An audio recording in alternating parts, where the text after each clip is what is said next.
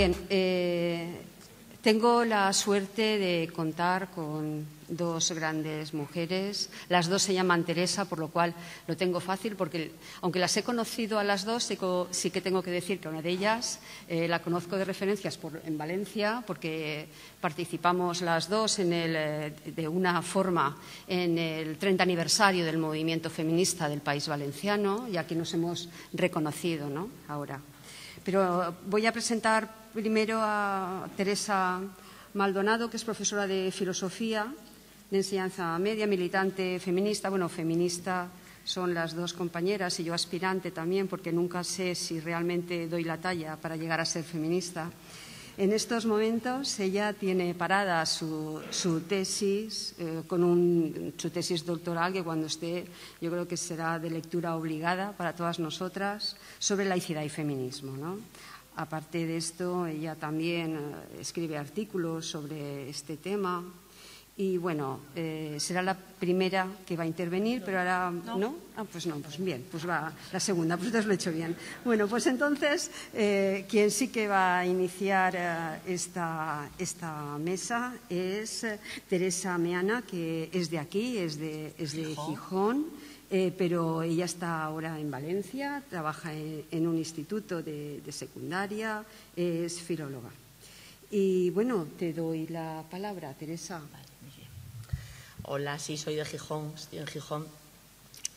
Y bueno, pues voy a hablar desde un punto de vista muy personal, quiero decir, muy vivencial, porque creo que toda la carga teórica la va a dar Tere y estamos las dos prácticamente de acuerdo en todo. Digo, el movimiento feminista es muy plural, pero creo que en este tema estamos de acuerdo bueno, en todo, en casi, ¿no?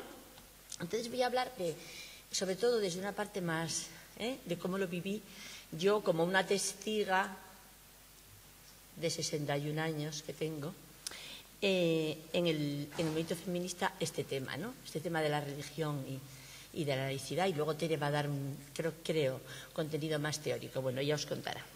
Dentro del movimiento feminista, aquí, digo, en el Estado español, ahí en los 70, empezamos, pues evidentemente, con una ineludible oposición a lo que era el nacionalcatolicismo. Quiero decir, nos cayó encima todo lo que sabéis, ¿no? Entonces, desde el movimiento feminista, unas veces, quizá de una forma más vaga, pero de otras de forma realmente virulentamente antirreligiosa, pero concretamente anticatólica. Quiero decir que voy a hablar sobre todo de nuestra, entre comillas, ¿no?, nuestra religión. Como decía la anécdota, no creo en la mía, que ella es la verdadera, bueno, pues de esa. Entonces, ¿qué voy a deciros?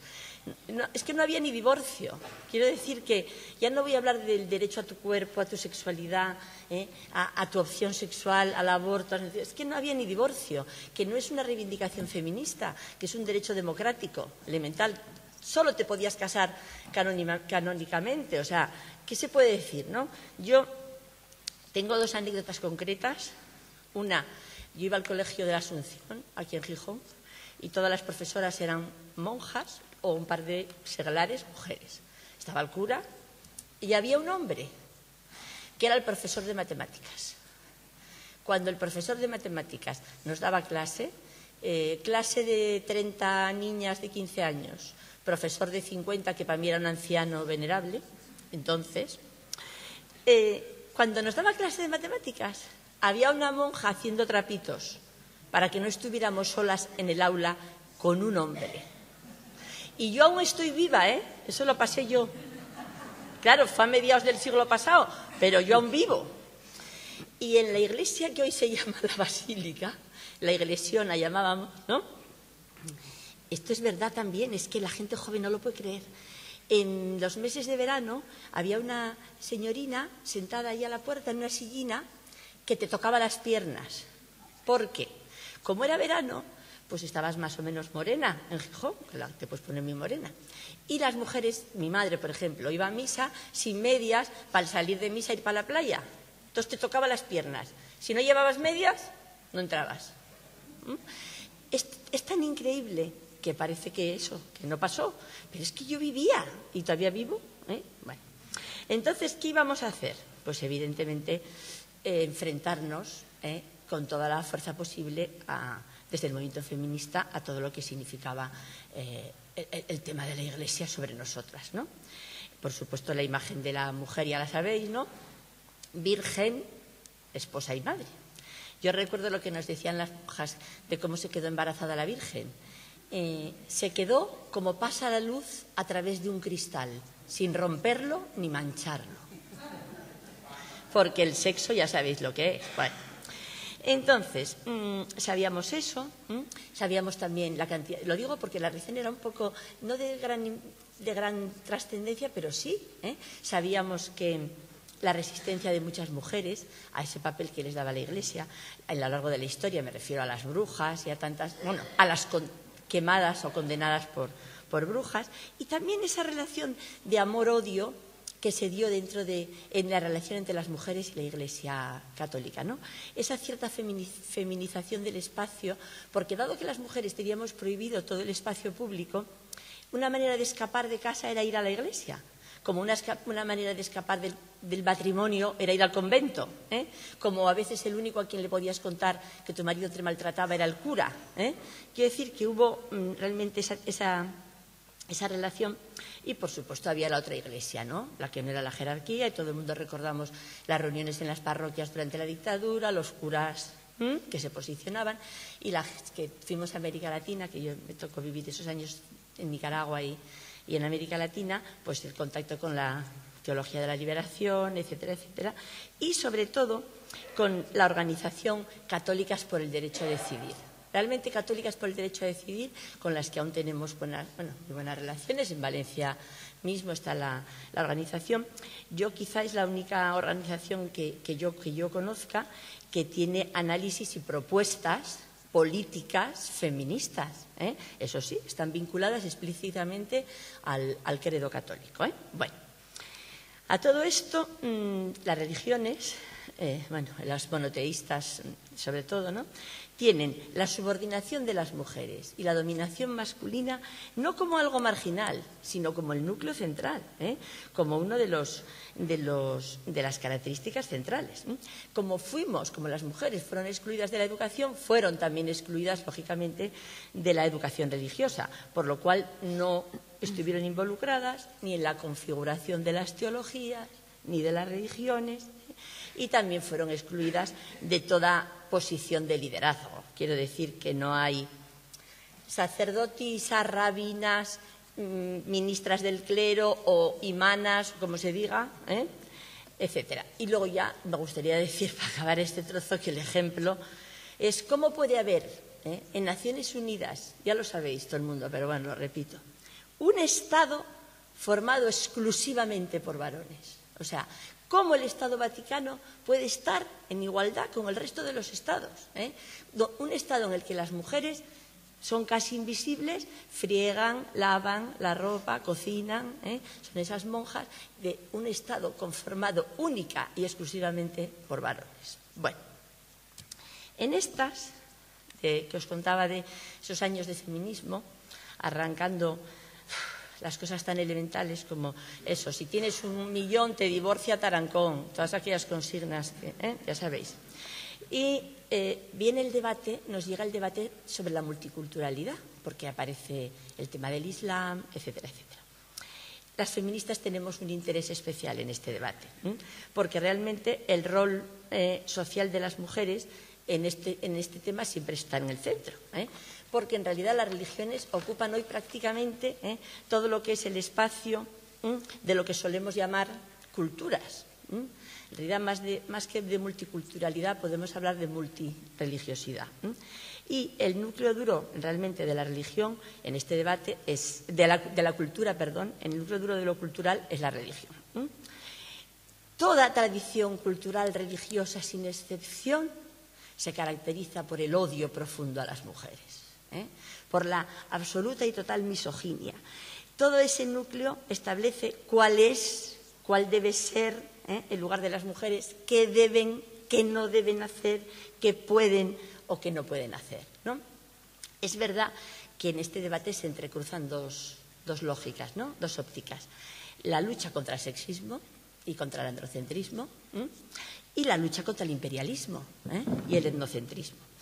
Evidentemente no podemos ser las feministas sospechosas de imperialismo o de colonialismo. Celia Amorós lo dice muy bien, ¿no? Es decir, nosotras fuimos las primeras que criticamos duramente nuestra cultura y nuestra cruz, nunca mejor dicho, respecto a la religión católica. Entonces, sabíamos de los excesos de ambas partes, de los genocidios de los pueblos y de los asesinatos de mujeres, de los que desgraciadamente todavía la semana pasada tuvimos en este estado en el que vivimos 7, y coincidimos además en esa opresión.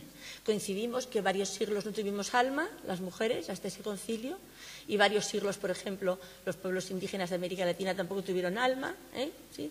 En fin, nos parecíamos bastante. De hecho, ambas lógicas se cruzan y se solapan, ¿no? Las personas más perjudicadas por los abusos imperialistas son, sin ninguna duda, las mujeres de los países colonizados, ¿no?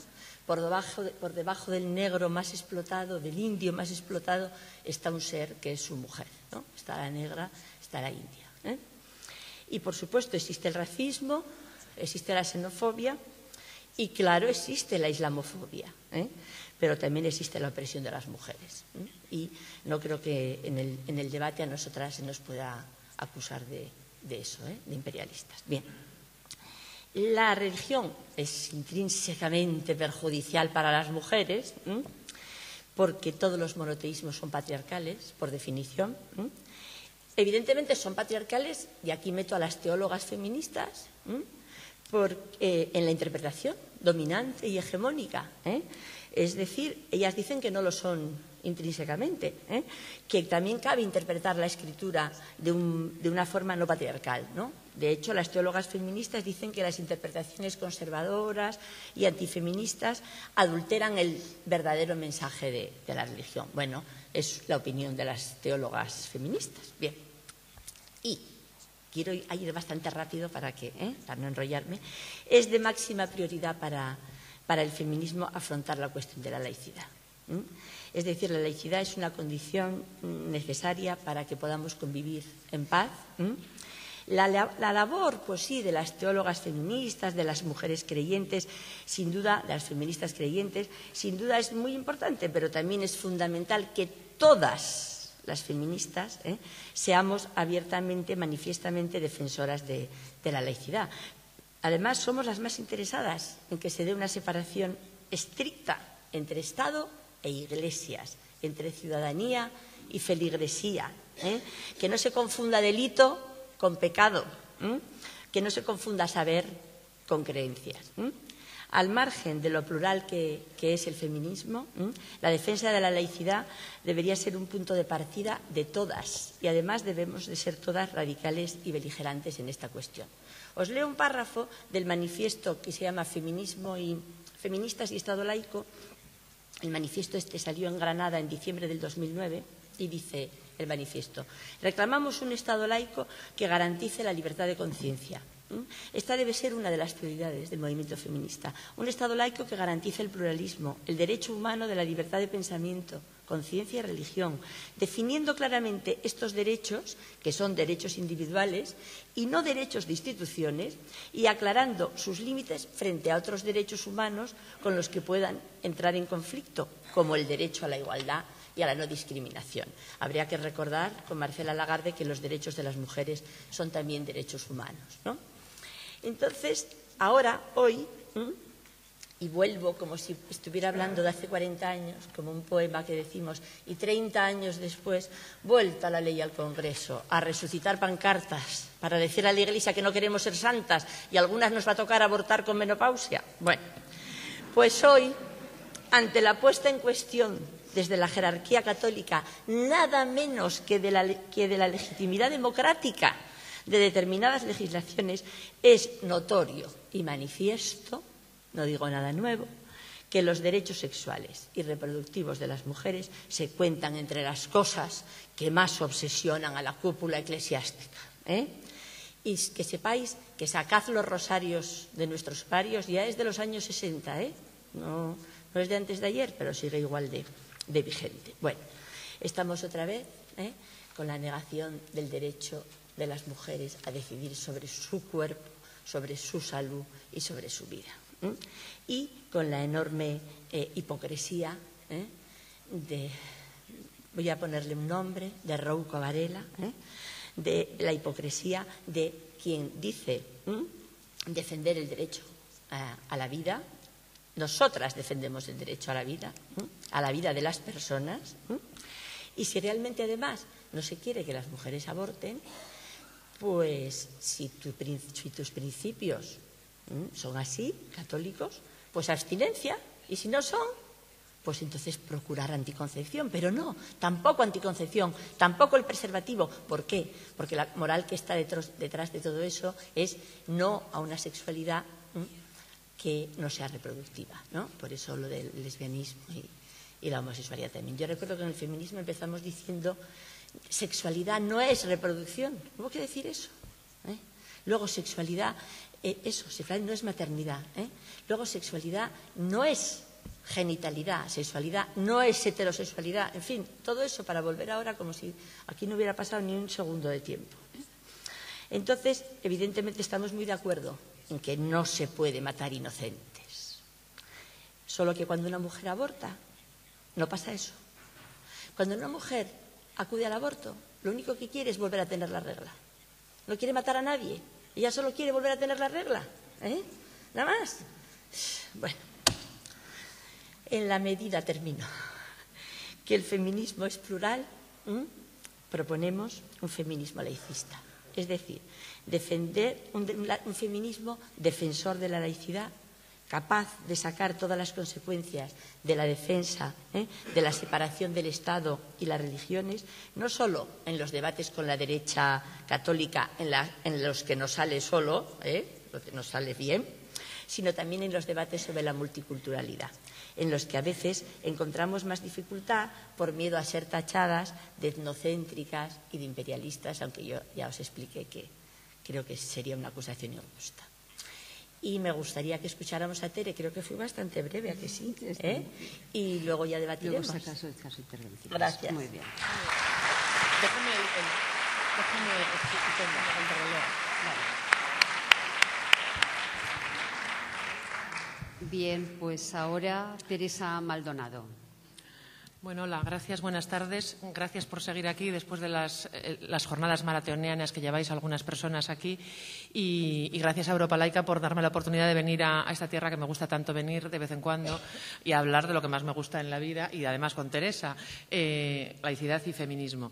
Yo he modificado ahora sobre la marcha un poco, bueno, hace media hora tomando un café con Teresa, porque creo que tenéis un esquema que mandé yo hace días sobre lo que yo quería, lo que pretendía desarrollar aquí, pero somos las dos feministas y profesoras de medias, o sea, estamos súper ocupadas, no tenemos tiempo para respirar y no hemos podido hablar, aunque hablamos de vez en cuando, para ver cómo íbamos a plantear este asunto hasta hace media hora y entonces hemos visto que nos íbamos a solapar un poco bastante, de manera que yo he suprimido algunos de los puntos que tenéis en ese esquema y me voy a centrar básicamente en el primero, un poquito en el segundo y salto al final a ver esto de los debates teológicos y los debates políticos.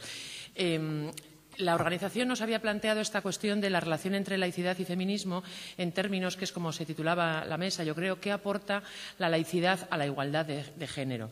Plantear esta cuestión en estos términos presupone que algo aporta la laicidad a la igualdad de género. Y yo me quiero permitir el poner en cuestión esa propia afirmación y empezar preguntando si es que la laicidad aporta o no algo al feminismo.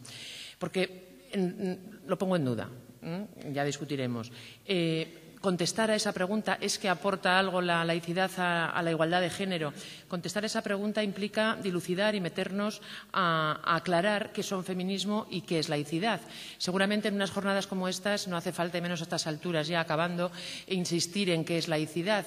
Y me consta que para una buena parte del público presente tampoco hay que explicitar ni entrar al detalle de qué es feminismo. En todo caso, yo tendré que referirme un poco a cómo concibo yo el feminismo, porque, como decía Teresa, el feminismo es básicamente plural hoy en día, hiperplural. Yo incluso añadiría hasta, bueno, vamos a dejarlo así, muy plural. Y la laicidad, como sabéis, bueno, pues hay distintos modelos de laicidad por los que se aboga, distintos matices y los debates al interior del movimiento laicista pues también son muy muy grandes. Pero, en todo caso, algo tengo que decir de cómo lo veo yo, y me parece que una buena manera de hacerlo, para saber qué son laicidad y qué es feminismo, me parece que está bien recordar brevemente cómo surgen ambos, ¿no? Y como sabéis, ambos, laicidad y feminismo, hablando muy grosso modo, surgen en el mismo periodo histórico, en el mismo caldo de cultivo, digamos, que es el caldo de cultivo de la Ilustración, ¿no? Digamos, la filosofía política vinculada a la filosofía política en la teoría vinculada en los hechos a la Revolución Francesa. La Ilustración, como sabéis también de sobra, es un periodo de la historia que suele definirse por su confianza en las capacidades de la razón para explicar el mundo cosmológico y organizar el mundo social. Por cierto, hoy, cuando desde algunas corrientes del feminismo, algunos feminismos posmodernos, etcétera, y desde otras corrientes al margen del feminismo de izquierdas comunitaristas o posmodernas, se critica el exceso de relevancia concedido a la razón en Occidente, se la suele oponer el feminismo de la diferencia también lo hace, se suele oponer la razón al sentimiento, la pasión, las emociones, etcétera. Yo creo que conviene recordar que en los albores de la modernidad la razón se reivindicaba contra la fe. Y esto es el marco histórico en el que surge y en el que tiene sentido hablar de si hay que defender la razón o no hay que defender la razón. No es en contra, bueno, luego surgió el romanticismo, etcétera, pero no es en contra de los sentimientos ni de las emociones, sino que es en contra de la fe. La emergencia de la ciudadanía democrática, de la que se hablaba también en la mesa anterior, está vinculada, como sabemos, a la secularización de las sociedades, y la secularización de las sociedades supone o implica por lo menos una cierta privatización de la religión.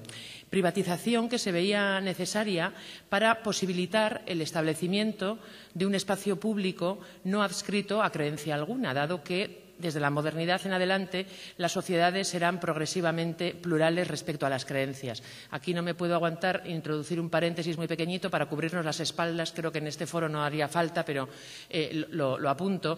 Frente a esos desarrollos, esas opiniones que insisten tanto desde tantos ámbitos en recordar que las religiones tienen que tener un aspecto público, por supuesto. Privado no significa clandestino. Muchos aspectos de nuestra privacidad y de nuestra vida privada tienen una expresión y deben tener una expresión pública. Pero eso no significa que la religión no deba ser, a partir de un momento dado, es históricamente así, relegada al ámbito de lo privado. Según la laicidad, toda la ciudadanía debe, según el principio de la laicidad, al margen de otros matices que cabe apuntar, toda la ciudadanía debe ser igual ante la ley y todas las personas nos debemos a unas mismas leyes. Y nadie puede sufrir discriminación, ni mucho menos persecución, por motivos religiosos o de conciencia. Añadiría respecto a esto nada más que la laicidad es una conquista histórica, incompleta todavía en la mayoría de los lugares, que en todos los casos, y este es un dato que me parece importante subrayar, se logra contra las religiones, contra los monoteísmos, históricamente. Supone, valga la expresión, poner a las religiones en su sitio. Y la laicidad, al margen de otras cuestiones también que podríamos decir, necesita siempre como mínimo, de dos componentes. Por un lado, separación jurídica y política de las iglesias, por un lado, y del Estado, por otro lado. Esto en primer lugar, y en segundo lugar precisa de neutralidad teológica del Estado, neutralidad con respecto al hecho de la religión, cuestión a la que me referiré al final, porque una cosa que parece tan sencilla a mí me parece que puede llevar algunas aporías y algunas contradicciones, pero bueno, lo veremos luego. Esto respecto a la laicidad tal y como yo la entiendo, de forma muy somera. Del feminismo, dos palabras solamente para centrar esta cuestión. Como sabéis, el feminismo es el movimiento político y social que aparece de la mano de y a la vez como crítica a las ideas que se ponen en funcionamiento en la Revolución Francesa, por decirlo rápidamente, ¿no? Para conseguir que esos ideales que la Ilustración predica, igualdad, derechos, ciudadanía, etcétera, se apliquen también a las mujeres y no solo a los varones, como de hecho estaba sucediendo. En un contexto de proclamas en el siglo XVIII, proclamas a favor de la igualdad y en contra de los privilegios, la protesta de las mujeres se articula conceptualmente y se establece como agenda política de denuncia y de reivindicación, al margen de que siempre haya habido mujeres que se hayan rebelado durante toda la historia contra la condición a las que se les sometían en sociedades de dominación masculina, etcétera. Bueno, hoy, sin enrollarme más con la cuestión del feminismo, quiero insistir en lo que ha planteado Teresa antes, que el feminismo es plural y el abanico que se abre sobre cualquier asunto de interés feminista que pongamos sobre la mesa es inmensamente amplio. Particularmente, creo que la pluralidad feminista es especialmente notable en lo que al tratamiento de las religiones en el espacio público se refiere. Sin embargo, a mí me parece, no sé cómo lo veréis, yo tengo esta impresión, creo que no hemos tenido un debate en condiciones sobre la laicidad. Hemos tocado solo tangencialmente, como explicaba Teresa antes, en el marco de la discusión sobre la multiculturalidad, a diferencia de otros debates que han sido tremendos y muy gordos entre nosotras, como el debate sobre pornografía o el debate sobre prostitución o incluso la violencia contra las mujeres, que sí que hemos debatido explícitamente, ¿no? Yo creo que el debate sobre la laicidad nos ha resultado incómodo por lo que explicaba Teresa antes en el contexto del multiculturalismo, las acusaciones de etnocentrismo. Yo estaba en algunas ocasiones, estuve en una mesa hace algún tiempo con las autoras del velo elegido, que supongo que conocéis, y es un debate que es incómodo y que es difícil y además yo creo que el hecho de no haber hablado de multirreligiosidad, sino de haber hablado, como decía Teresa, de multiculturalidad, ha sido un error por parte a la hora de plantear los términos del debate.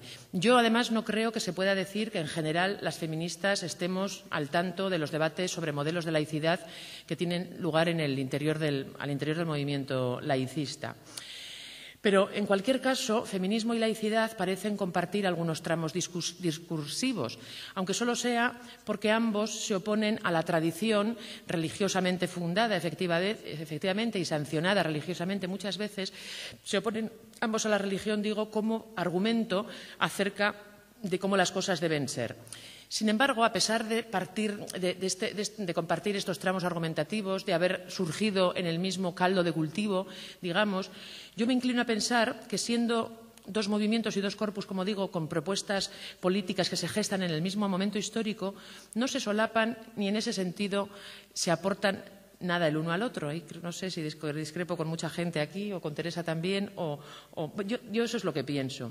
Sé que hay personas, sobre todo entre aquellas que somos feministas y somos laicistas, a las que les gusta, yo he hablado con algunas y he discutido muchas veces, a las que les gusta que las cosas, digámoslo así, encajen y quieren ver que la laicidad y el feminismo van de la mano.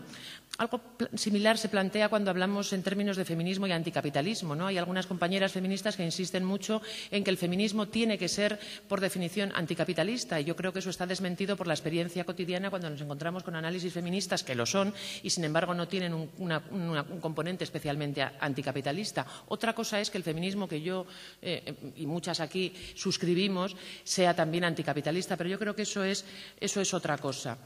Me parece, además, que el deseo de ver intrínsecamente vinculados feminismo y laicidad va de la mano a veces de lo que yo considero que es una idea falsa, una falacia, ¿no? Digamos, así muy someramente, aquella que viene a suponer que el machismo, el patriarcado, el sexismo se reduce básicamente al que segrega, digamos, las religiones. Yo creo que debemos reconocer que ni el machismo se reduce al propagado por las religiones, que no es poco el que propagan y el que fortalecen, ni las religiones se agotan tampoco en sus aspectos más descaradamente patriarcales. Bueno, esta es mi posición, no la suscribo yo solamente. Hay una investigadora a la que estoy siguiendo bastante, no está casi nada traducida al castellano, por lo que yo sé, salvo un libro que se ha traducido en México que se llama Feminismo, laicidad y globalización, no sé si lo conocéis, Florence Rochefort, que ella estudia la relación entre feminismo y laicidad en el caso de la República Francesa. Reconoce que existen seguramente afinidades indiscutibles, pero que al mismo tiempo, dice, hay ambivalencias y contradicciones en la herencia filosófica que inspiró el pensamiento laico de la los proyectos de laicización de la Tercera República en Francia y los orígenes filosóficos, digamos, de la lucha por la igualdad entre hombres y mujeres, ¿no? Ella se fija mucho en los avatares históricos. Yo cada vez tiendo a ser más historicista y creo que no se trata de hacer una especie de ontología, ¿no? de metafísica de fines y de ideales generales en los que sí que convergerían laicidad y feminismo, sino que se trata más de mirar a la historia y ver si efectivamente las reivindicaciones por la laicidad han ido de la mano o no de las reivindicaciones feministas. Florence Rochefort Analiza también muy bien cómo la filosofía del contrato social que surge en el siglo XVII y sobre todo en el XVIII, efectivamente cuestiona la trascendencia divina, la divinidad como fundamento de legitimación de la política y aporta muchos argumentos a favor de la secularización de la política, etcétera. Pero a la vez, se mencionaba antes en la mesa anterior a Rousseau, las feministas hemos tenido que conocer bastante los aspectos más impresentables de Rousseau. Rousseau y otros filósofos contractualistas son los que elaboran una nueva versión más puesta al día, moderna, del sometimiento de las mujeres a los hombres en el seno de la familia, en la esfera de lo privado. Bueno, a mí me parece que esto es suficiente para, por lo menos, establecer mi posición respecto a si aporta algo o no la laicidad al feminismo o viceversa. Ahora bien, eso quiere decir, esta es mi posición y la discutimos si queréis luego o decís lo que os parezca al respecto. ¿Quiere decir esto que hoy se pueda defender desde alguna perspectiva presentable un modelo de sociedad en el que no haya separación de Iglesia-Estado, no haya laicidad y en el que no se salvaguarde la igualdad de derechos entre hombres y mujeres? Porque dejando de lado hasta qué punto, de hecho, forman parte o no de los sistemas sociales, jurídicos y políticos en los que vivimos, yo creo que estaremos de acuerdo todo el mundo, no solamente las personas que estamos aquí, sino más gente, estaremos de acuerdo en que libertad de conciencia y derechos de las mujeres deben ser ambos ingredientes ineludibles de los sistemas políticos a los que aspiramos. No siempre ha habido el reconocimiento, por cierto, y el consenso social, el reconocimiento que hay ahora y el consenso social que hay ahora a este respecto, y esto es producto no de un progreso tralaralarito ciego, como la evolución de las especies, sino es producto de luchas y de avatares de reivindicación y de gente que se ha dejado el pellejo para que esto sea así. Hoy en día, hasta la conferencia episcopal tiene que decir, leía esta mañana en la prensa, que decían a cuenta de las presiones que están haciendo con la cuestión del aborto, que ellos no pretenden, no he leído la letra pequeña porque no me da el estómago ya, pero bueno, que el titular venía a decir que no pretenden legislar ni influir en la legislación democrática, pero luego el chiste viene después cuando añaden ellos solo pretenden explicar los principios los principios morales universales basados en la razón. Bueno, un chiste. Bueno, otra cosa es que entendamos efectivamente por democrático, por laico, incluso por igualdad de derechos. Esto es una cuestión abierta y en fin, el debate se va en buena medida en dilucidar eso. En todo caso, a mí sí me parece que una sociedad decente no puede no salvaguardar los derechos de las mujeres, por decirlo así rápidamente, y no puede no proteger la separación, buscar, implementar y proteger la separación de Iglesias y Estado. Pero sí que creo que una sociedad o un Estado exquisitamente laico puede ser un Estado que, a pesar de ser exquisitamente laico, sea injusto desde el punto de vista de la igualdad de género o de la distribución de la riqueza. Quiero meterme en lo último que quiero contaros y ceñirme al tiempo que tengo, para apuntar cómo a mí me parece que en el cruce, digamos, de los planteamientos feministas y los planteamientos laicistas aparecen una serie de paradojas, de contradicciones, dudas. Yo tengo una serie de dudas respecto a algunas de las cosas que he dicho hasta ahora, además, ¿no? Por ejemplo, respecto a la neutralidad del Estado. ¿Qué debemos de entender por neutralidad cuando desde los movimientos laicistas se insiste en que, bueno, es uno de los componentes, o mucha gente lo ve así, ¿no? Es uno de los componentes esenciales del Estado laico para poder garantizar la libertad de conciencia, etcétera.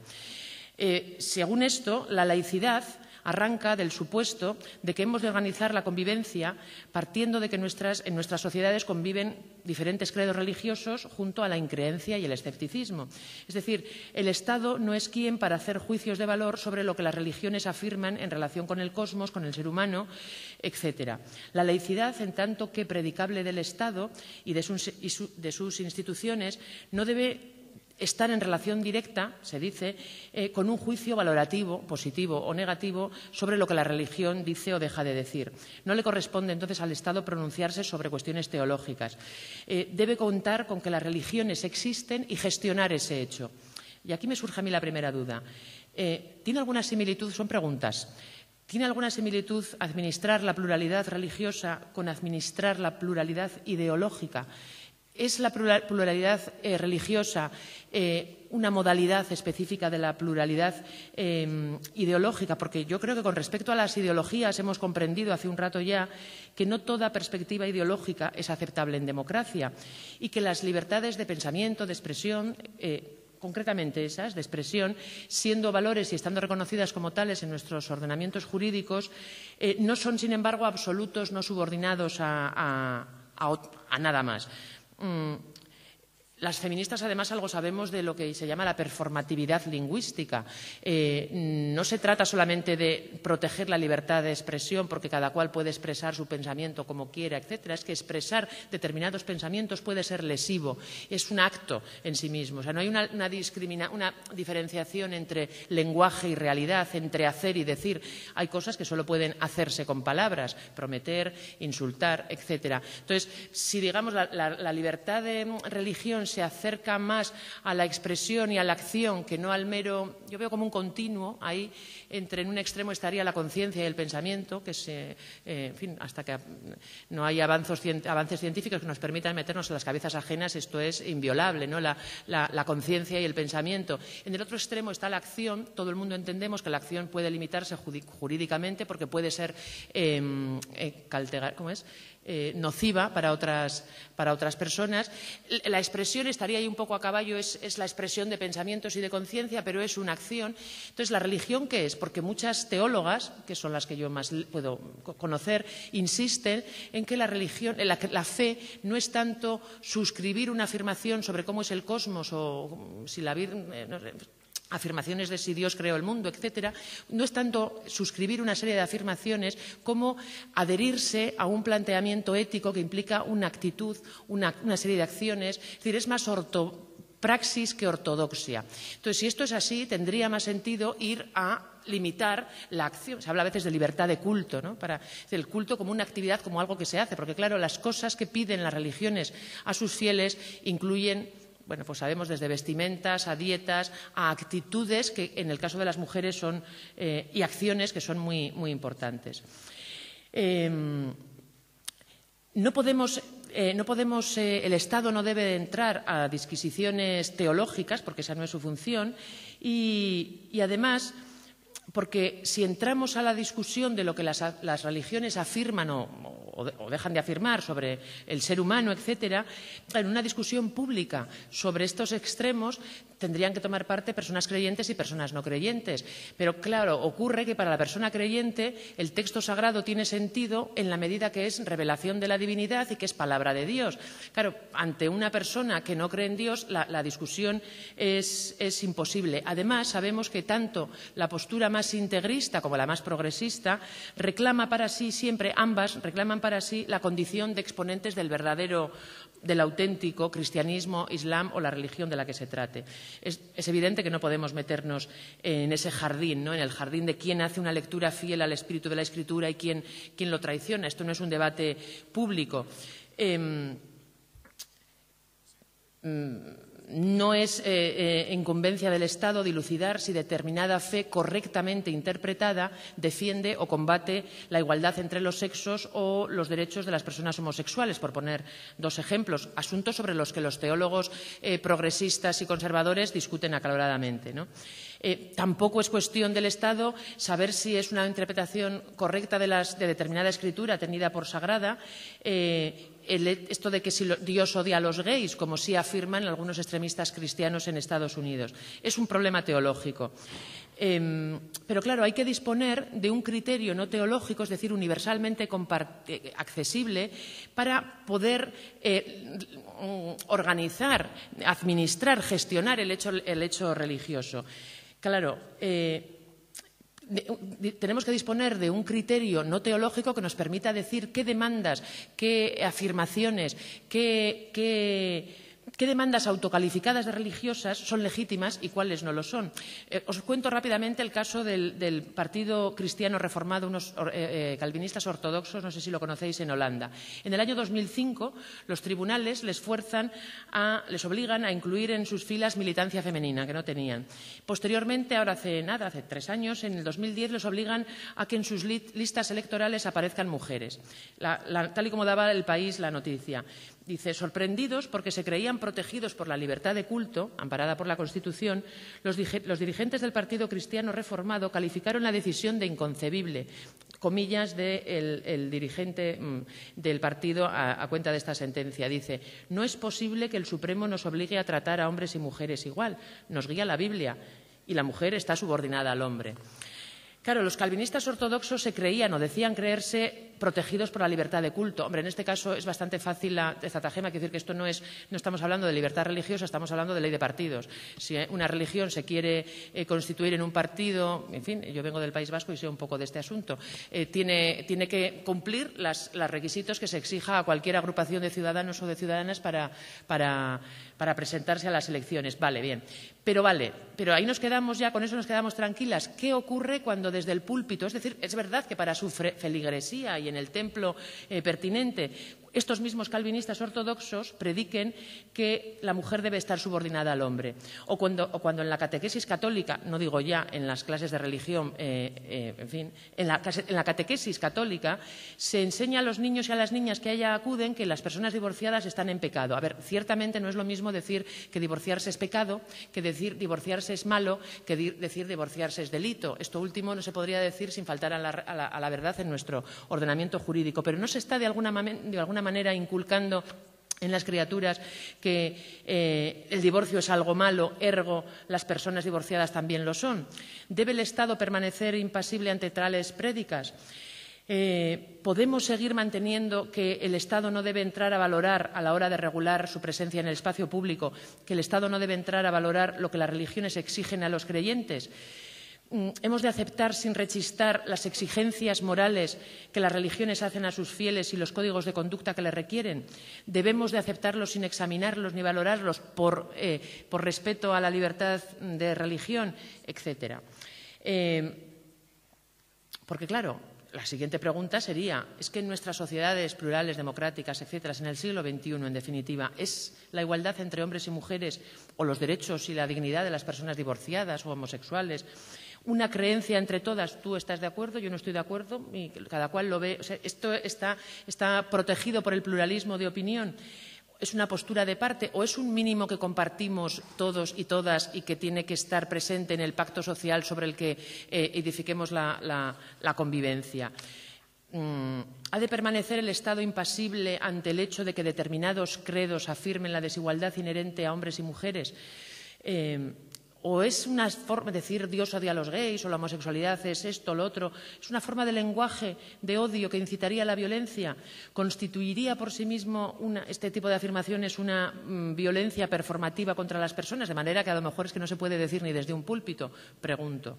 Bueno, lo dejo sobre la mesa. Y solamente una duda final. Vamos a suponer, que a mí, como intento explicaros aquí, me parece que es mucho suponer, pero vamos a suponer que efectivamente el Estado no tiene que terciar en disputas teológicas. ¿Pero qué ocurre con el movimiento feminista?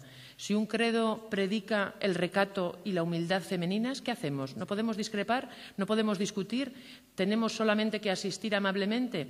De hecho, determinadas lecturas, es cierto, otras no, pero determinadas lecturas del Corán o de la Biblia predican, recomiendan o exigen a las mujeres recato, humildad, resignación, paciencia, ocultamiento del cuerpo, en fin, este tipo de cosas.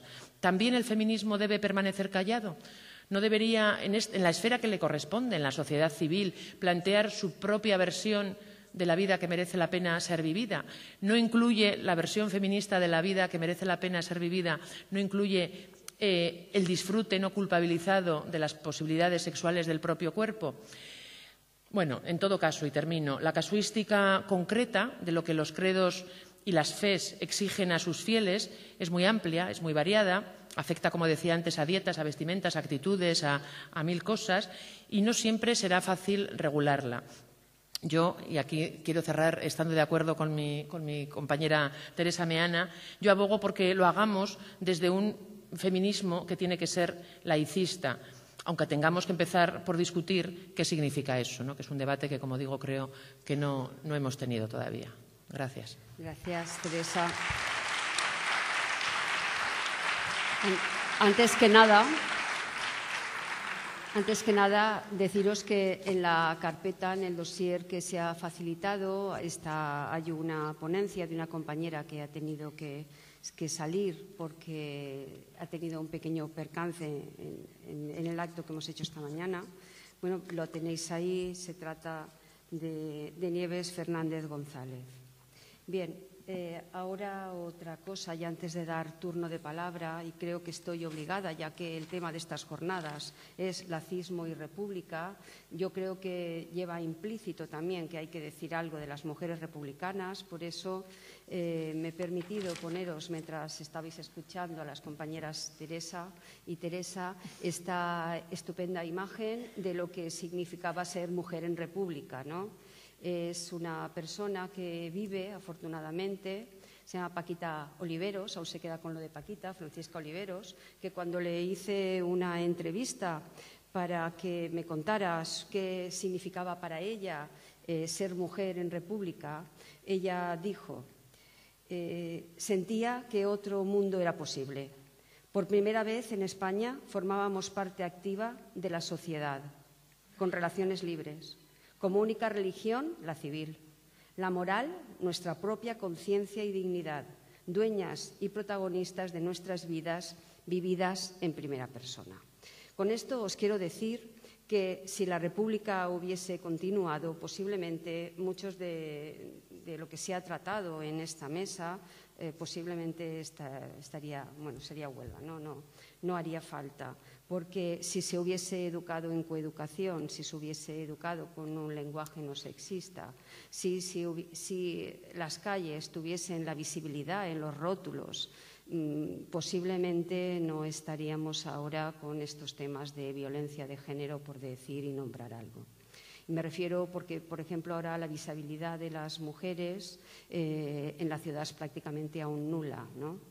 Hay muchas calles que si son nombres de mujeres son nombres de santas y esto es algo también que debería cambiar en nuestro callejero y hacer un callejero también laico, ¿no?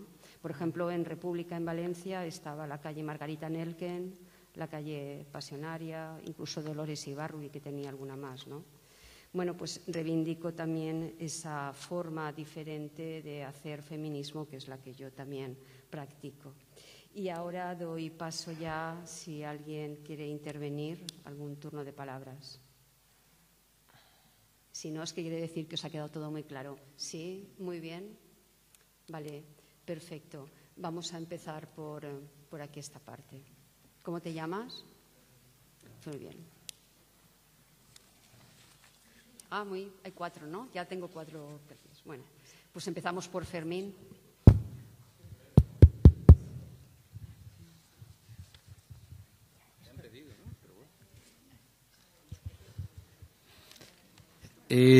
A ver, yo creo que ha sido muy interesante las exposiciones y sobre todo las dudas, porque a veces se hacen lazos como automáticos de una cosa a otra, por ejemplo, laicismo, feminismo, feminismo, laicismo, y es verdad que no son tan directos, que no se implican. Y entendiendo, yo parto un poco de lo que también la discusión que ha habido antes, que el problema, si la libertad de conciencia es que cada quien tiene su conciencia y no importa cualquiera que sea, aunque a uno nos parezca horrible lo que otro piensa sobre la vida y las cosas, incluso sobre la convivencia ciudadana, el problema es, eso no tendría mayor importancia si no tuviera una protección pública, cuando las opiniones, las ideas personales sobre la vida, sobre tal, intentan, me refiero no a público de que lo exprese públicamente, sino influir en aquello que afecta a todos, ¿no? Las leyes, las normas, la organización de la sociedad. Y en ese sentido, evidentemente, cuando decimos el laicismo, yo insisto, el laicismo no es simplemente el respeto y separación de lo público y lo privado, es sobre todo para que el ámbito de lo común sea respetado e intentar preservarlo de que sea apropiado por cuestiones de convicciones particulares. En concreto, y sabiendo que es insuficiente, que cuando se va a discutir una ley sobre el aborto, sobre el divorcio, yo a los demás ciudadanos, y con independencia de sus creencias, le pido que intervengan en la política, que es la de los polis, lo de los ciudadanos, lo de todos, con razones políticas y con razones que puedan ser universalizables, es decir, pues aquello que todos nos reconocemos, que es la racionalidad, etcétera, no con razones de creencias religiosas. Pueden servirte para ti. Y el problema, bueno, pues a lo mejor a alguno le sirve la religión de consuelo ante la muerte y tal, pero mire usted, lo que no me puede decir es que usted impide que cualquier mujer pueda decidir sobre su propio cuerpo, o aborto no, porque usted cree que un embrión, que una celulita tiene alma porque Dios la ha insuflado. Bueno, me parece bien que lo crea, pero usted no puede dar esa razón para que una ley. Y luego hay cuestiones, yo creo que sí, que el laicismo, aun siendo es limitado porque yo no creo que sean inocentes las ideas, como no lo han sido nunca en la historia. Las religiones no han sido inocentes en la práctica, están cargadas de sangre y de represión y coacción, incluso con sus limitaciones, porque tienes que reducirte a algo cuando decimos que no haya privilegio, al menos en lo público, de una convicción privada, que eso no sea para apropiarse de lo público. Y yo creo que sí, con esas limitaciones, el laicismo sí tiene cosas que ayuda. Por ejemplo, cuando planteamos que la religión pertenece al ámbito de lo personal, pero que además yo creo que a mí me resulta realmente patético las discusiones, sobre todo de los teólogos o los islámicos progresistas, que intentan adulterar el significado de las cosas. Mire usted, las religiones, y las monoteístas en concreto, son patriarcales, porque se deben a una sociedad concreta, en un momento histórico concreto, en la que necesariamente son patriarcales, machistas y discriminadoras con la mujer.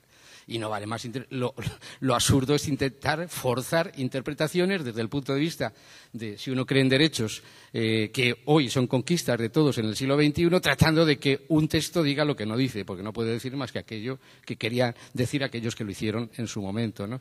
Y bueno, yo creo que es ese intento al menos de preservar en el terreno de lo común. Solamente podemos hablar en términos de lo comúnmente aceptado, de la racionalidad común, de argumentos políticos y no religiosos. Al menos en eso yo creo que bueno, puede haber un cierto apoyo, pero es cierto que no se deriva directamente y que el problema que has planteado es real. Las convicciones personales no se quedan simplemente en la convicción personal con la almohada de cada uno en su casa, sino como precisamente tiene una proyección en el terreno público, afecta y pretende afectar. Las ideas de un fascista, pues evidentemente no se queda solamente en su mente fascista, sino que intenta, y ahí sí es importante, ahí yo subrayaría que lo importante es parar la acción. Pensarás como quieras, pero en el momento en que pretendes esas ideas que chocan y que agreden mis derechos, de ninguna manera hay respeto a esas ideas tuyas que llevas a la acción, ¿no? Muy bien. Pasa el micrófono para hacia atrás, por favor. Sí. ¿Cómo te llamas? Yo me llamo Ángeles, pero soy atea. Y eso, y lo que quería decir es respondiendo a si debe el Estado intervenir o no intervenir en las religiones, o sea, en la visión que tienen las religiones sobre el mundo y lo que nos obligan a hacer, ¿no? Entonces yo digo que si en un ministerio, si en un centro de salud, ¿no? O sea, dijeran, una mujer no puede mandar. Si en un hospital dijeran una mujer no puede mandar, y si en el Ministerio de Salud dijeran una mujer no manda, ¿no? Estaríamos todos, ¿no? Poniendo, diciendo esto va contra la ley de igualdad de derechos. Entonces la religión en sí es eso lo que hace, o sea, eliminar de ahí o sea, de las fuentes del poder a todo tipo de mujer.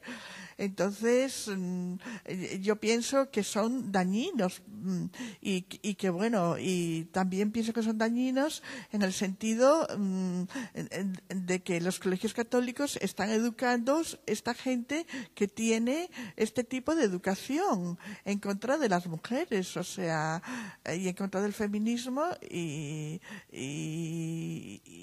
yo pienso que eliminar los focos para que las mujeres dejemos de morir un día sí y otro también, hay que eliminar los focos de machismo, y los focos de machismo son variados y diversos en la sociedad, pero el foco de machismo que queda en la actualidad más fuerte es justamente el educar los colegios católicos a niños, ¿no?, en esa educación que le dan ellos, que están para ser educados ellos, no para educar a nadie. Muy bien. Pasa, por favor, el micrófono para aquí atrás y nos dices... Ahí, es la tercera. Gracias. ¿Tu nombre, por favor? Me llamo Charo. Hola. Charo. Bueno, primero felicitaros a las dos por vuestra charla. Me ha parecido muy valiente la postura de Teresa Maldonado, porque no es fácil este tema, no es fácil hablar de él, no es fácil posicionarse, y yo creo que es muy valiente posicionarse. Es polémico, pero es muy valiente.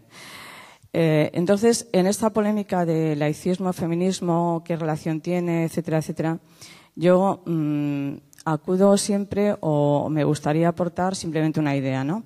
Para mí una de las claves, no la única, pero una de ellas es la libertad de conciencia, de nuevo.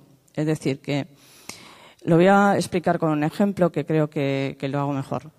Vamos a suponer que yo tengo una amiga que es antiabortista y una amiga mía es antiabortista, vamos a suponer, y yo soy partidaria de la libertad de la mujer para decidir sobre su posibilidad de ser madre, es decir, soy proabortista. Y entonces, ¿qué papel tiene que jugar ahí la libertad de conciencia y el Estado, no? Y entonces, para mí, ambas tenemos el derecho a pensar como pensamos. Ambas tenemos derecho a formarnos en la línea que queramos.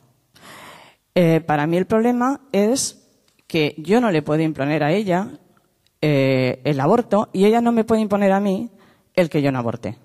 Y el papel del Estado en ese momento es el de legislar, que eso es lo que yo como laicista le pido al Estado, de legislar de tal manera que ambas tengamos libertad de conciencia.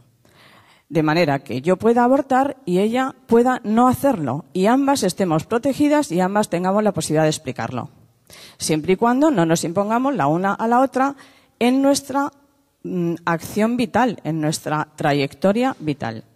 Entonces, para mí, esa es una de las claves, la libertad de conciencia. Y ahí también se enmarcan muchos otros problemas, en mi opinión, que son muy polémicos en la sociedad, como pueden ser los temas relacionados con el velo, con el burka, con un montón de problemas que a lo mejor en las sociedades antiguas no teníamos o teníamos menos, pero que ahora las sociedades globales y plurales cada vez van a ser más cotidianos.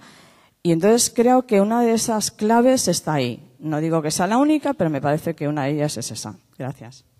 Muy bien. Pasamos el micrófono a la otra. Me llamo Julia. Bueno, yo creo que iba yo ahora. Ah, bueno, vale. Ir haciendo también las intervenciones más breves, ¿no? Perdón. Déjala ahí, después ya pasaremos. Me llamo Julia, es muy poquito lo que voy a... No se me oye. Sí, pienso que efectivamente el laicismo no va a acabar con el machismo. O sea, tengo claro que eso va por otro camino. Pienso entonces que el Estado sí que, como decía en este caso Charo, debe de los derechos comunes los tiene que garantizar, ¿no? Y por lo tanto luego cuando las mujeres feministas quieran en su caso acceder o ser libres de participar en una creencia, en una religión, etcétera, que luego su trabajo será dentro de eso trabajar para que se enfoque de otra manera su creencia dentro de la libertad de participar en ella. Pero el Estado debe de garantizar lo básico para todo el mundo y que cuando una mujer crea en esto, lo otro, en lo de más allá, desde luego no se le permita, el Estado no permita que se le conculquen sus derechos. Muy bien. Esta parte ya, pues sí, por favor, detrás. No, es la siguiente fase. Gracias. Buenas tardes, yo me llamo Ramón y quisiera intervenir acerca de lo que la ponente Teresa Maldonado, ha hecho al final una serie de preguntas muy interesantes sobre si el Estado puede limitar a la religión. Yo creo que el Estado no solo puede, sino que debe, tiene la obligación, por supuesto, de velar por los derechos humanos. Es decir, la libertad religiosa no puede chocar contra ningún derecho humano. No se puede cimentar en la libertad religiosa pues costumbres como la ablación o incluso obligar a una persona, sea mujer o hombre, a que lleve un determinado vestido, ¿no? No es que se le recomiende que vaya vestida, no, sino que se le obligue a que como es mujer vaya con burka, si es hombre tiene que ir con barba, etcétera, etcétera. Todo eso yo creo que también debe de intervenir. Incluso debe de intervenir porque existe efectivamente, cuando se habla también se puede cometer un delito. Existe en nuestra legislación lo que se llama la apología del delito. No se puede hacer apología del delito. Entonces, algunas de las prédicas religiosas puede hacer efectivamente apología del delito. Tampoco se puede insultar a las personas porque tomen determinadas decisiones que constitucionalmente le corresponde. No se podría, en una escuela o incluso dentro de una catequesis, pues no se podría insultar o de alguna manera denigrar a una persona pues porque se haya divorciado, haya abortado, se haya casado con otra persona del mismo sexo. Todo esto que está reconocido como derecho legal, no se podría insultar a nadie, se le llame pecado o se le llame como se le llame, porque de alguna forma se le está denigrando y de alguna forma pues se le está como criminalizando, se le está poniendo como un mal modelo cuando realmente eso no es así. Yo creo que el Estado en esto tiene que intervenir, tiene una obligación que no se haga de intervenir. Incluso, aparte del Estado, yo creo que a los ciudadanos que tenemos una visión científica del mundo e incluso laicista, yo creo que también tendríamos que tener una postura más activa de denunciar todos estos casos, porque en todos estos casos, evidentemente, yo creo que se está atacando a las personas, de alguna forma se le está reduciendo su libertad de alguna de las maneras, y en este sentido es un conflicto con la religión, evidentemente, lo que nos lleva, pero yo creo que es un conflicto inevitable. Yo creo que al final la visión científica del mundo y la visión religiosa tiene que chocar. Es imposible que no choque. Y que no hay dos esferas porque no existe más que una realidad. Y yo creo que al final esto está obligado a tomar, todos tendremos que tomar alguna postura a este respecto. Pues muchas gracias. Vale. Bien, pues ya pasamos la palabra a Teresa Maldonado. Digo yo lo que me parece. No sé si tengo que decir algo sobre. Sí, me parece muy interesante. Había una última petición. Perdón. Aquí abajo. Aquí. Perdonar.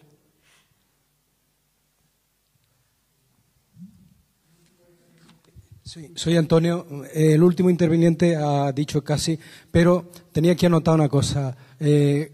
Clara Campoamor, o sea, hemos hablado de la República. Sería conveniente que en este día se hubiera recordado un poco la gestora casi del sufragio en la Segunda República y su experiencia también con respecto al republicanismo y los avatares que sufrió ella misma, casi a veces en solitario, para oponerse en el sentido de que el confesionario no era el único peligro.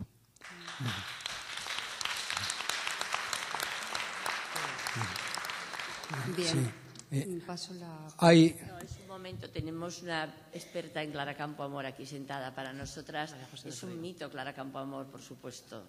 Viva la República y viva Clara Campoamor. ¡Viva! Pero hay muchas cosas, pero por ejemplo lo que él planteaba atrás es uno de los debates problemáticos que decíamos antes. La ablación no es un tema religioso.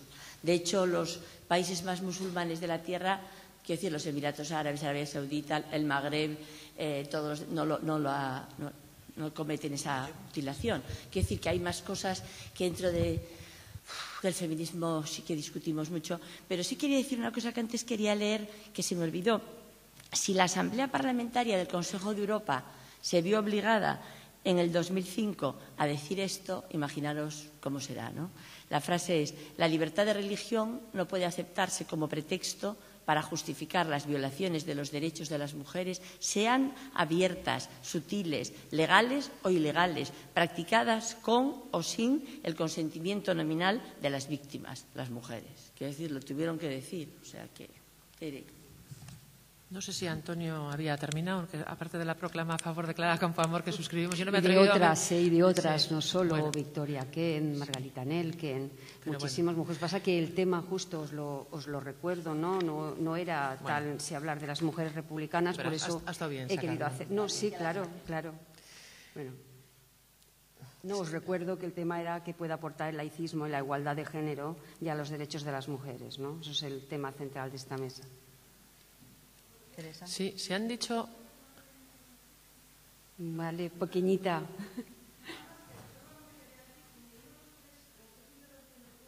Sí.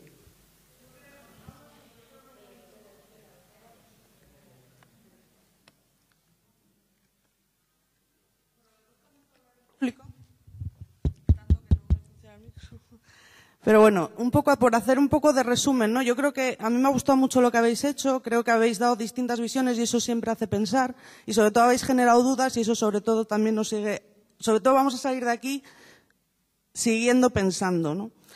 Pero un poco la reflexión con lo que decía este hombre último que no sé cómo se llama, yo creo que en la Segunda República se dio un caso muy típico de todo lo que habéis dicho, ¿no?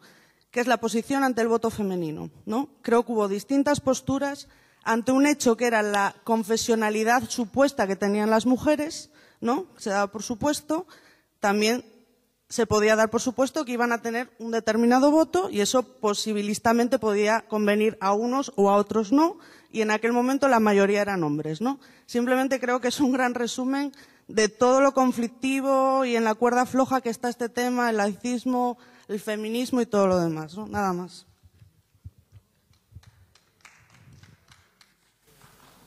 Digo que no sé si tengo que decir, me parecen que son todas intervenciones muy interesantes. Yo comparto muchas cosas de las que se han dicho y si queréis digo algunas cosas que me sugieren algunas de las cuestiones que se han planteado.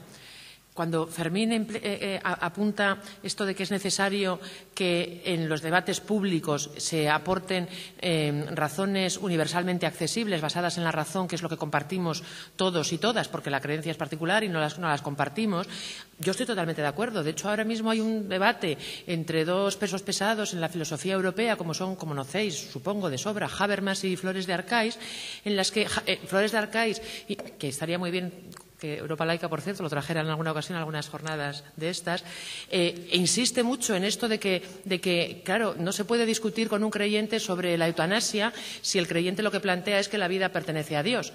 Porque si la vida pertenece a Dios, pero yo no creo en Dios, la discusión está cerrada. Y Habermas, sin embargo, insiste en otra cuestión que yo creo que también es verdad, es que lo que determina la posición del creyente respecto a la eutanasia, al aborto, etcétera, es su propia fe.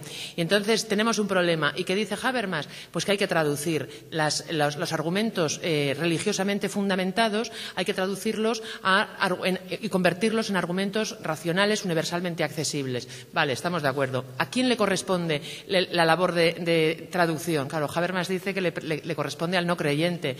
Y entonces, claro, yo estoy totalmente de acuerdo con Flores de Arcáiz que eso no puede ser, ¿no? Con respecto a que las religiones son esencialmente patriarcales, yo creo que Teresa antes ha caído en una pequeña contradicción. Teresa, me vas a perdonar. Porque tú dices que y se ha comentado ahora, ¿no? Las religiones son intrínsecamente patriarcales, pero esto no es una posición unánime en el movimiento feminista. Yo tengo mis dudas, sinceramente. Lo que dicen muchas teólogas feministas es que las religiones son históricamente patriarcales, pero que cabe hacer porque al final los textos sagrados hay que interpretarlos. En todas las traducciones es fundamental la labor hermenéutica. Entonces, históricamente se han interpretado de una determinada manera. Además, es que los textos sagrados dan para un roto y para un descosido. Se dice una cosa y la contraria a las dos páginas. Entonces, legitiman lecturas tanto progresistas como conservadoras. Bueno, esto con respecto a lo que planteaba Fermín. Ángeles, cuando dices que si el Estado debe intervenir o tal o no, la Comisión Europea ha dicho estas cosas que apuntaba ahora Teresa, pero diga lo que diga, yo sí que creo que hay un debate filosófico previo, prepolítico, prejurídico, que es además un debate de muy rancia abolengo en filosofía, que es el debate sobre la servidumbre voluntaria. Yo creo que si una gente quiere organizarse de forma no democrática, tiene el derecho de poder hacerlo. Otra cosa es que no debe de ser un Estado reconocido ni como observador ni como nada en la Asamblea General de Naciones Unidas. Pero yo sí que creo que, o digamos, mi defensa de la libertad de ver la vida, cada uno como quiera, incluye, bueno, y el problema de la servidumbre voluntaria es muy complejo. Pero efectivamente nos encontramos con paradojas tremendas. Bueno, ahora nos han quitado la asignatura esta de la educación para la ciudadanía y tal, pero imaginaros cuando estábamos dando clase, estar dando clase en un instituto en el que estás hablando de los derechos de las personas, cuando luego una serie de los alumnos y las alumnas salen a una clase de religión en las que se les tiene que explicar, porque el programa, que es espeluznante, el programa de la asignatura de religión, lo conoceréis, que elabora la Conferencia Episcopal, pues tiene un tema en relación al divorcio. Entonces, efectivamente, hay unas distorsiones ahí que son, bueno, lo de la asignatura de religión, como está el despropósito, que, en fin, ni entramos, ¿no? Cuando Charo y Julia planteáis la cuestión del aborto, porque si yo soy abortista y mi amiga no lo es, esto me parece que es más complicado. Yo tiendo a conceder el beneficio de la duda, creo que a veces me paso un poco, pero ciertamente ese argumento de que ambas debemos respetarnos la libertad de conciencia y si ella cree que eso está mal, no abortar, y yo si creo que está mal, abortar. Claro, esto vale para, no sé, si una persona cree que tener relaciones heterosexuales fuera del matrimonio, eso es un pecado horrible, pues el Estado tiene que garantizarle a esa persona que esa persona pueda vivir conforme a sus convicciones. Y entonces, pues para el caso de, por ejemplo, del matrimonio homosexual, ese argumento vale perfectamente. Que eres lesbiana y católica y sigues católica en la interpretación de la jerarquía, ¿no? Nadie te va a obligar a casarte. Pero claro, con el asunto del aborto, lo que dicen, claro, las feministas no solemos querer meternos a ese debate, pero lo que dicen es que es un asesinato de un inocente. Entonces, hay que entrar, no es lo mismo. No vale, bueno, pues tú consideras que sí y no abortas y yo considero que no. No, es que hay que entrar al debate, no es un asesinato. Entonces es un debate muy complicado, la bioética, el desarrollo del sistema nervioso central, la capacidad de sentir dolor, los derechos de los animales, bueno, terrible. Pero yo creo que lo que hay que contestar ahí es que no es un asesinato de un inocente. Y entonces nos tenemos que meter en cosas como plazos. Las feministas yo creo que en el movimiento feminista hemos tenido muchas reticencias a meternos en ese debate de verdad. Pero yo, sinceramente, concediendo el beneficio de la duda, que ya digo que creo que a veces es mucho conceder, porque en fin, es evidente, ¿no? Creo que no es equiparable las cuestiones relativas al disfrute del propio cuerpo, a la sexualidad, etcétera, con respecto al aborto. Yo concedo esa duda y que además creo que es que el debate lo ganamos también, Con respecto a lo que decías, Ramón, de la separación Iglesia-Estado, claro, yo estoy totalmente de acuerdo. Claro, no se trata de separar la Iglesia y el Estado para que estén en un plano de igualdad como si fueran, qué sé yo, dos ONGs.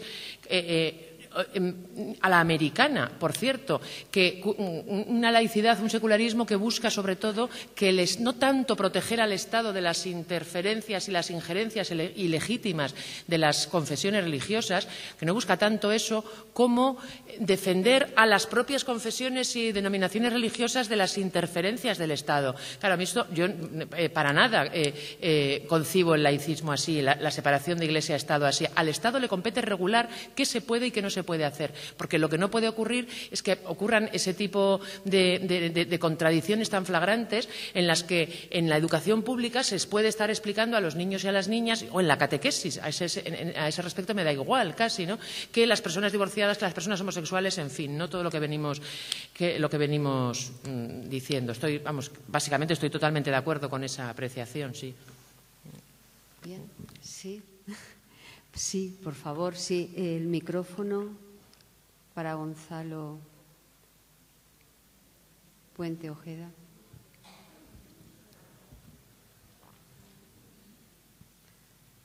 Sí, gracias, Gonzalo. Bueno, yo creo que en la formulación del laicismo en el sentido mínimo de la expresión no es fácil que haya un debate. Es decir, las conciencias son eminentemente autónomas por la propia configuración del ser humano. Es decir, que lo que no se puede es primar una conciencia sobre la otra diciendo que una es digna y las otras no son dignas. Por el hecho de ser conciencia, toda conciencia debe ser un postulado que es del laicismo y que es la base de todo ello. El postulado es que toda conciencia, si es sincera en sí misma, porque hay gente que, en fin, juega al juego sucio, pero esa conciencia que no es sincera consigo mismo y que, en definitiva, está jugando a engañar, pues, en fin, no cumple los requisitos básicos de lo que se discute. Es decir, Es decir, que realmente el sistema laicista lo que exige, o el ideario laicista, que es la fórmula que creo yo que se debe hablar de laicismo, un ideario, es decir, un conjunto de ideas que abarcan temas jurídicos, temas éticos, temas biológicos, temas antropológicos. Pues bien, el ideario laicista en el sentido estricto de la expresión y que es en definitiva lo operativo es que la libertad de conciencia debe ser universal, es decir, que todo, por el hecho de ser humano, tiene derecho a promover su libertad, a reflexionar sobre su libertad, sobre su concepción del mundo, etcétera, etcétera. Ahora bien, siendo esto así, no solamente se protege el hecho de expresar esta libertad, sino que además tiene la protección en cuanto que cualquiera que sea el contenido de cada conciencia, no se puede discriminar entre conciencias certeras y conciencias falsas. El principio de la verdad no está mezclado con el laicismo. El laicismo no acepta que haya una verdad general, demostrable en el sentido general de las verdades de la ética, del Estado, etcétera, etcétera. Es decir, que el tema de la verdad no es el tema del laicismo. El tema de la verdad es la discriminación. Es decir, que toda conciencia autónoma, en virtud de una regla de libertad de conciencia, vale tanto como otra. Esto parece mucha gente decir, entonces una conciencia de un criminal es mejor que la de un no criminal. Primero, no hay gente que sea constitutivamente criminal o no criminal, aunque la biología influya mucho en la conducta humana. Es decir, eso lleva a un extremo que es, desde el punto de vista polémico, de mala fe. Es decir, toda conciencia, cuando se profesa sinceramente, aunque nos parezca a los demás atropelladora de algo que nosotros cuidamos como la verdad, es el principio del laicismo.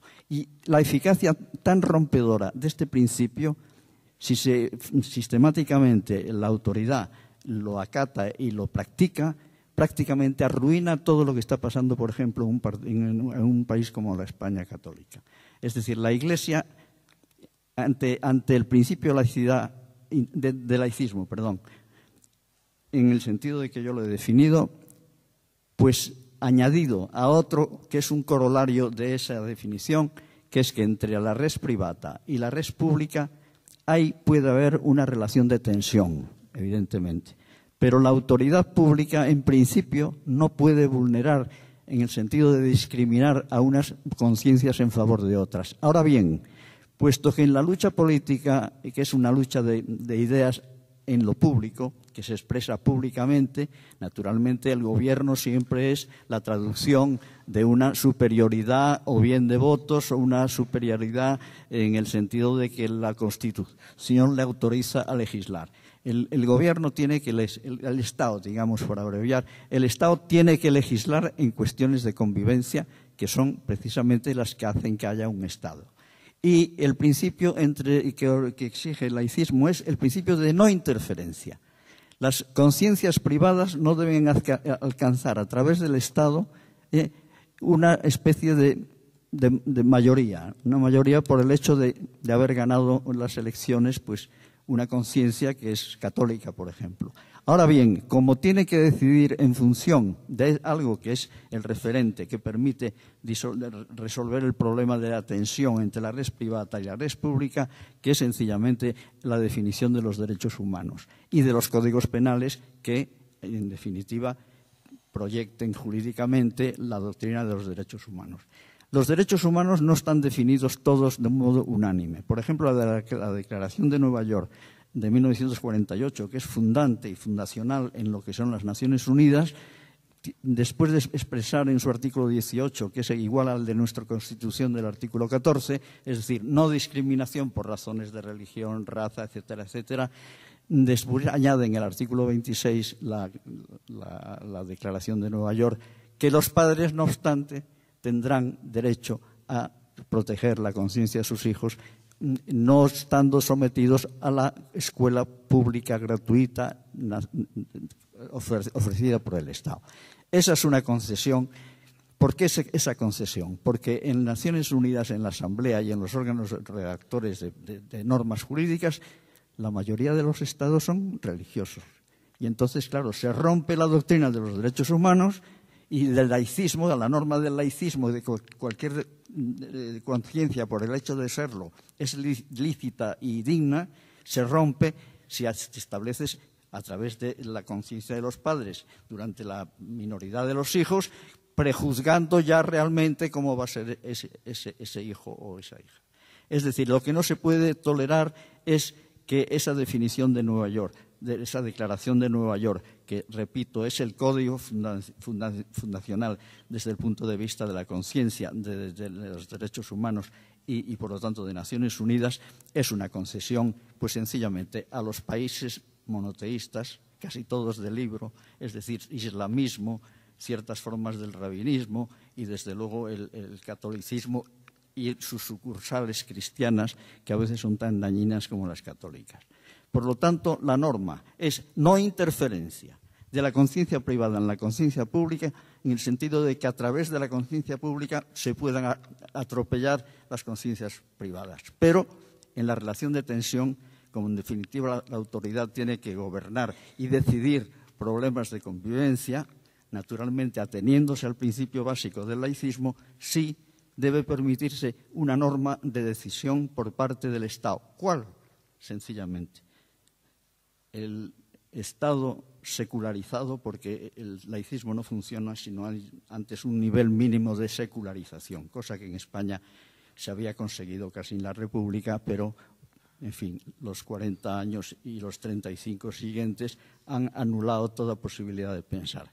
Ahora bien, la norma que debe de seguir una república fundada sobre los principios del laicismo es que la ciencia es la que debe dictar en un problema polémico como este, si el feto es ya un ser humano o no lo es, si el aborto es un asesinato o sencillamente una fase de la procreación.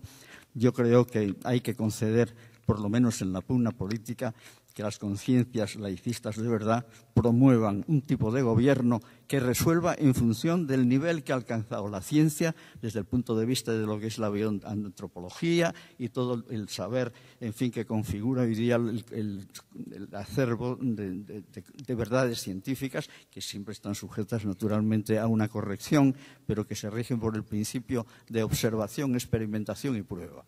De manera que están bastante hoy día las verdades de la ciencia, mientras además generacionalmente puede haber unas diferencias en algunas definiciones de lo que es lo biológico, ¿no? Pero hay un ascenso progresivo y cumulativo que ha hecho que cierto tipo de pretensiones veritativas no se pueden presentar honestamente ni tienen derecho a ser presentadas. Yo creo que jurídicamente se pueden resolver los problemas desde el punto de vista del principio, que es un corolario del principio laicista, principio de no interferencia. La res pública no tiene derecho a aplastar de una manera gratuita y además contraria a lo que es el postulado principal de igualdad de todos los contenidos de las conciencias, no puede arrollarlas de esta manera. Pero, repito, el principio de no interferencia por lo pronto garantiza una cosa, que con el dinero público no se mantienen ningún tipo de conciencias privadas, empezando por las religiosas. El problema del laicismo para la Iglesia es que se le suprime la fuente de la que vive. Cáritas es una institución costeada por todos nosotros. Y el de traer de la masa tributaria un quantum ya definido a priori, 0,7%, para entregárselo, porque unos señores ponen una crucecita a los católicos en contra de lo que es en definitiva la conciencia hoy día laica, que es predominante. Eso es un disparate. Y esto es lo que hemos logrado con anular el principio de que todas las conciencias son iguales y son, por lo tanto, no discriminadas, y no pueden serlo jamás. Hoy día la única conciencia que no está discriminada en este país, que no está discriminada en este país, es la católica. Y por lo tanto, el problema en España está muy claro. Bueno, pues con estas palabras de Gonzalo Puente Ojeda Damos por terminada esta mesa y ahora subirá Francisco Delgado, presidente de Europa Laica, para dar, yo creo que concluir, ¿no?, estas jornadas. Gracias a todas y a todos por la asistencia y que seáis felices.